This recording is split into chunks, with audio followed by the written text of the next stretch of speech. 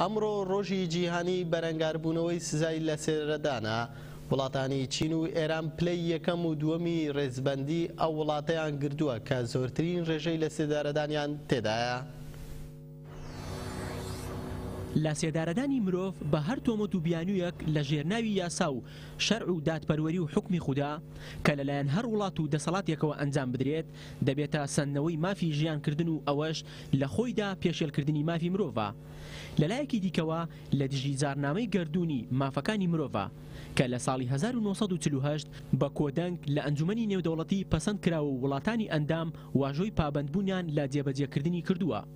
لە ئێستادا لە کۆی 193 وڵاتی ئەندام لە نەتەوە یەکگرتووەکان لە 169 وڵات سزای لە سێدارە هەڵگیراوە، 102 وڵات ئەو سزایەیان هەڵوەشاندوێتەوە، بەڵام هێشتا 58 وڵات بە بیانووی جۆراوجۆر خۆیان لە جێبەجێکردنی بواردووە. لەو ناوەشدا 20 وڵاتیان ڕێژەی لە سێدارەدانیان لە ئاستێکی هەرە بەرزدایە.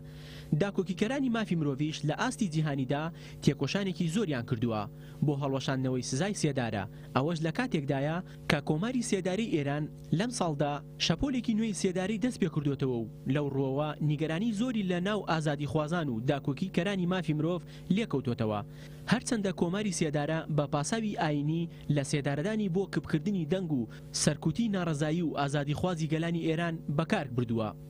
بەپێی ئامارە فەرمیەکانی ڕێکخراوی لێبوردەیی نێودەوڵەتی لە ساڵی 2015دا زیاتر لە 1600 کەس لە جیهان لە سێدارە دراون.